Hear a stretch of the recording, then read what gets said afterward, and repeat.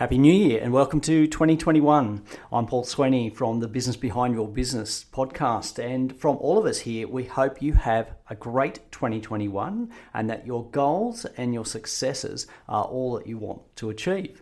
So join us this year as we explore many other aspects of things you need to know as to be successful in your business.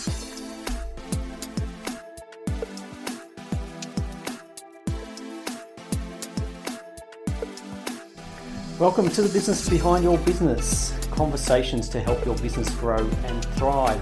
Hi, I'm Paul Sweeney, founder of Pretium Solutions, chartered accountants and certified business advisors, hosting the Business Behind Your Business.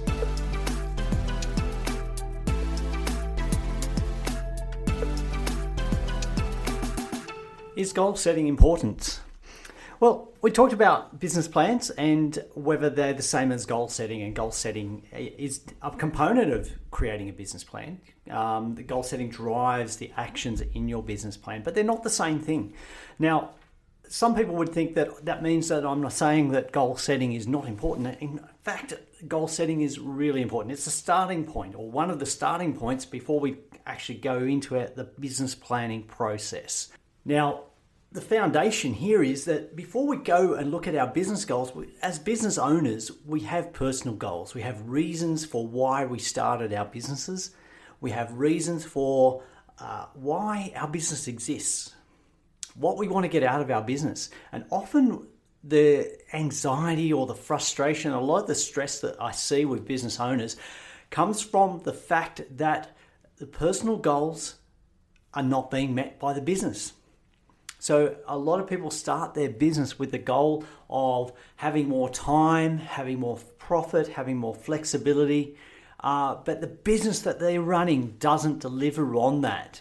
So our personal goals drive the satisfaction we get from running our business. So if our goals are not being acted upon or not being met, then we need to change the actions that we're undertaking daily in our business. So we're going to have a look at this idea of business goals and personal goals and how they affect the outcomes we've got. Now, welcome to 2021. It's been an interesting time. It's been a tough time for many business owners, and a lot of people are reassessing their goals. And one of the things I'm seeing out on social media in particular is that people are saying that goal setting this year was particularly easy because they're recycling their goals from 2020. They're recycling them because none of them got met. Now, I've got some comments to say on that as well, but look, let's have a look at where we're at the moment and what stage our business is at. Now, there's a lot of opportunities there, but let's not focus on that at the moment. Well, let's come back to this idea of why does our business exist and what do we want it to achieve for us? So many business owners say that they want more time with family and more flexibility, more leisure time, but the business they've created doesn't generate that for them. In fact, they're taking more time in their business and more time away from their family. They're more stressed, so the time they do have with the family is not quality time. It's stressed. They're thinking about the business when they should be spending time investing in their family, enjoying the holidays that they want, and all of those things that are really important to them. So the business should be supporting those goals. So where do we start? Where do we start with this process? So we should have goals. And look, there's a lot of research around on goal setting, and there's methods and processes we should follow. So a lot of the reason I think that goals are not met and a lot of New Year resolutions don't succeed is, look, our goals are too vague. We're not specific enough with them. And look, there's a model which is the SMART method of business goals, or an acronym. And the first one is talking about specificness. So specific goals. So I say my goal is to lose weight, if I don't put a target on it, then if I lose 100 grams, have I been successful? Well, I've lost weight, but I may not be happy with the outcome. So if I set a more specific goal about how much weight I want to lose, then I can take steps to actually say, well, what am I going to do to lose that weight? What am I going to do? What are the steps that I'm going to take to lose weight? And what do I need to be doing? Do I need to exercise more? Well, if I need to exercise more, I need to make time for it. Or I've got to decide what activities I'm going to do that are going to help me lose weight. Am I going to run? Am I going to go to the gym? Am I going to change my diet? What are the steps I'm going to take? So our goals are actually very important, particularly when we come to setting a business plan. So what are those goals? And we talked about that SMART acronym, so S-M-A-R-T, and the M in that stands for measurable. So we need to have some measurable actions in there, and that helps. So a lot of the research says that our goals fail because of a lack of accountability and a lack of measurement, and they're not specific enough, not specific targets, so that we don't know exactly what we need to do. So we need to have in place these actions, but let's go back a step. So why does our business exist? Okay, if my business exists to give me more leisure time, but I'm spending more time in my business, then I need to have a look at how my business is operating. So if I'm working 14 hours a day in my business, which is going to cause me a lot of stress, it's going to cause a lot of issues with my family, then how do I change that? If my goal is to only work 8 hours a day in my business, what do I need to do? What's going to free up those extra 6 hours of time? So I need to look at, do I need better systems in place? Can I automate some of the things I'm doing? So if my goal is to eliminate 6 hours of work a day, what are some of the things that are specific actions that I can do? Okay, I know I've got a specific target. I want to eliminate 6 hours of time spent on work a day. So how am I going to do that? Well, I can automate some of my accounting processes, some of my data entry processes. I can use those to eliminate some time, and that might free up 1 hour a day, but I still need another 5 hours. So it might mean that, okay, what are some of the things I'm doing in my day that could be done by somebody else more efficiently, with a better outcome, better quality, and in less time and less cost?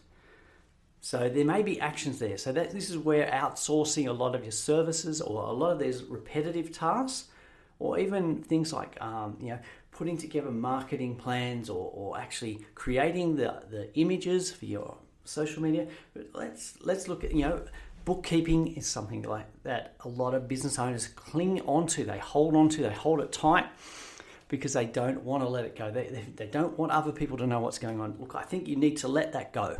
Unless you're an accountant or a bookkeeper, unless that's your business, you shouldn't be doing that. Okay?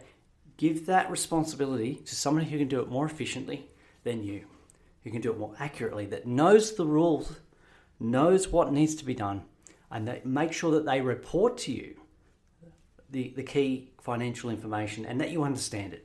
But you shouldn't be doing that. So you can automate a lot of it with modern accounting systems and tools like Receipt Bank and HubDoc and all of the different cloud applications these days. But the actual process of making sure it's all right, that's been reconciled, that missing information is tracked down, that the expenses are all there, that debtors are being chased, those sorts of things can be outsourced to free up your time. So that's one way that we can free up time. Another way would be like looking at our processes and saying, hey, we're doing the same thing over and over again, so why not create a process for that? Instead of having to think what we're doing, we create a process. We create checklists and forms. This step has to be completed. I remember early on in my accounting career, I started a new role in a bigger firm than what I'd been used to. And one of the things that became very obvious early on was that a lot of steps were being missed in the process. And the reason for that was there was no documentation of the steps. So junior employees didn't know the steps they had to follow. So we would get jobs that were presented for review, quality review by managers, and there'd be steps missing. There'd be common mistakes. And all because there was no documented process. There was no step-by-step process or a checklist to make sure that they'd actually completed all the steps. Now, once we put that process in place, we were able to reduce the time taken by 40 to 60% on each job. And that's a huge saving. So if you're able to put that kind of process in place in your business and free up time, then that means that delegating tasks to your employees or delegating tasks to outsourced assistants the work that comes back to you is complete, it's accurate, it's in the format that it needs to be, and you don't have to spend as much time reviewing that work. So you can free up a lot of your time by putting in place good documentation, good systems that can be easily followed by somebody else. So, develop a process, a system for those repeatable tasks. And that will save a lot of time. So here we go. We've gone from working 14 hours a day down to 8 hours a day just by documentation. So there's some of the steps that we could put in place to actually achieve our goal. And so coming back to our acronym about, we're talking about SMART goals, S-M-A-R-T. So A, actionable items. So in my goal setting of coming from 14 hours to 8 hours a day of work, I've set in place some actions of what I can do. I can automate my accounting. I can outsource the day-to-day to a bookkeeper. I can outsource some of the administration to a virtual assistant or a personal assistant, or even employ somebody on a part-time basis to do that. And I can put in place documented processes to ensure that all the tasks done by my employees are consistently done accurately the first time, and I have to spend less time reviewing that work and less time doing tasks that could be done by somebody else, which means I've got more time to work on my business and actually develop new sales opportunities, new clients, new revenue, growing my business. So instead of clinging on to a lot of those actions, I'm letting them go and getting somebody else who is capable of doing the work, but giving them guidance on how the work is to be done and the format it's to be completed to and presented at, so that it's done accurately. I'm not then having to go and fix things all the time. So I've got some actionable steps there. Now, realistic, is 14 hours down to 8 hours realistic? Look, I think it certainly is, if that's what I'm looking at. And particularly if I'm working 14 hours a day as a business owner, then that's way too much. It has effects on my health, my stress, my family relationships, and I'm not working effectively. So yes, that is a realistic goal for me. And so what would be the last part of that acronym is T, talking about time bound. So when do I need to get this done by? When do I need to get this in place by? If I don't put a time limit on it or a due date, I'm going to keep pushing that back and further. And eventually it'll still be there. And this is where we come to people setting their goals for 2021 and just recycling 2020 because they didn't actually put any due dates or time-based boundaries on what they wanted to achieve. It's amazing how much more you can get done the week before you go on holidays because you've got a deadline, you've got a time period when things have to be done by. We can do the same thing with our goals. We can put realistic goals in there, but unless we're accountable to it and people understand that's the date that we want to achieve this by, then it makes it harder. It makes it harder to commit to it, makes it harder to make sure it happens, particularly if you're not communicating your goals to your employees or your team members or your business partner. You need to communicate what those goals are and what the time periods are so that everybody is on the same page and working towards the same goal. So goals can be effective. Goal setting is very important. I'm not saying that we don't need goals in our business planning process. The business planning process is actually the steps, the mechanism of which we implement the actions we need to take to make sure our goals are met. So our personal goals will affect our business goals. So I use the example of how much time I spend in my business. And that is one goal that's particularly relevant for a lot of small and startup businesses. We're spending way too much time in the business. Another goal is how much profit you want to make. And that's a goal where we need to be specific. It's one of the hardest questions for people to answer when I'm meeting with them the first time is that how much profit do you want to make? And often there's silence because we haven't put a specific figure on it. And that comes back to, well, what do I need?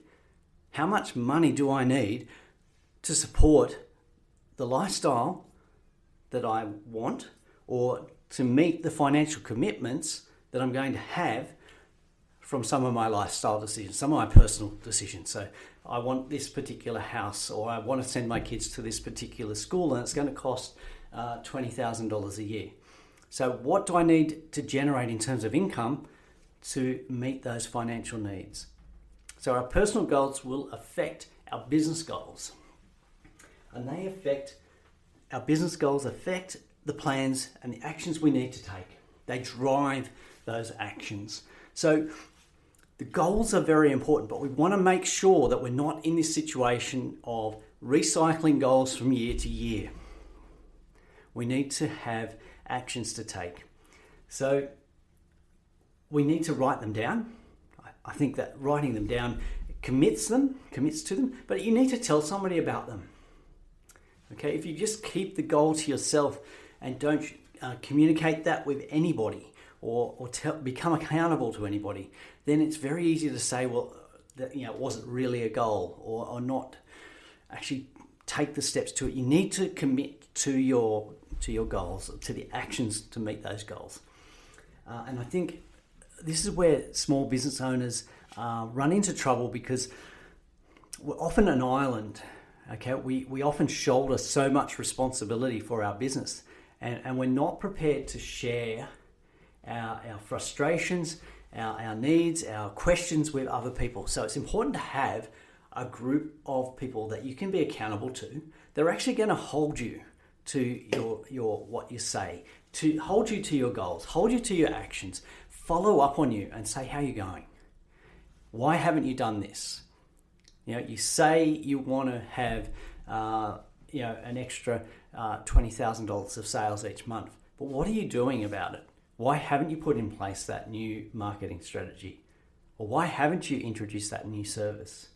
Somebody that you're prepared to be accountable to, but also to accept that they're gonna call you out when you haven't acted the way that you said you would.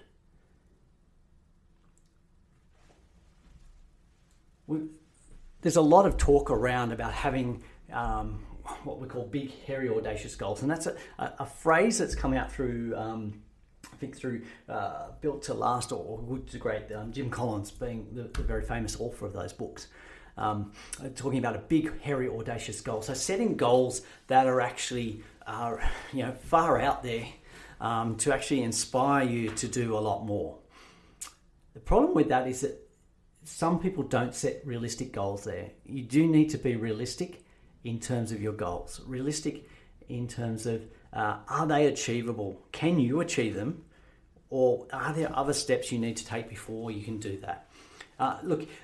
If it's not a realistic goal, then you're going to be disappointed if you don't meet it. But that's not to say we shouldn't be ambitious. We should have audacious goals. We should have them, but they should also be realistic. So if we want to go from turning over $10,000 a month to $100,000 a month, that's a big goal. So what are the steps you're going to need to do to put in place in your business to achieve that? Yeah, you might only achieve revenue of $50,000 a month, but that's a big improvement on $10,000 a month. So having an audacious goal sets actions in place to really improve your business, providing you commit to it, providing you are accountable, and providing you put some specific targets on it and specific time frames. So goal setting is important. Personal goals are important. At this time of year, or even at the beginning of any year, whether it's a financial year or a calendar year, having goals in place helps drive the actions you're going to take.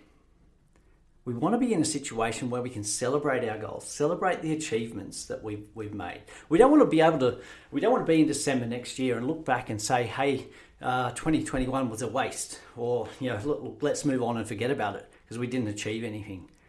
Let's set some goals in place and work towards achieving them throughout the year, and make sure that we don't have a situation where we're recycling our goal setting each year.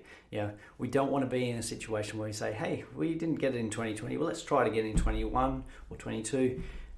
Let's set new goals for 2022 by making sure we smash our goals in this year, that we achieve the goals we set out to. So, yeah, look, we want you to achieve your goals. We want you to achieve your personal goals as well as your business goals. And that's why we've created the Business Behind Your Business podcast. We want small business owners and medium business owners to grow their businesses, to be profitable, to have successful businesses that support your reasons for being in business, those personal goals. And that's why we've created this. We want the knowledge there to help you grow your business.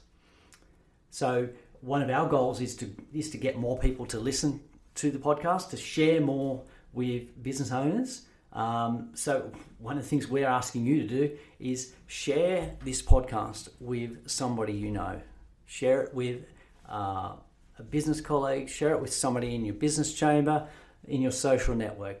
Please share this podcast with one person so that we can help them grow their business and achieve their goals for 2021. Thanks for listening. Do you have a question you'd like our team of experts to answer? If you do, send your question to podcast@thebusinessbehindyourbusiness.com. To hear more from The Business Behind Your Business, don't forget to subscribe using your favourite podcast player.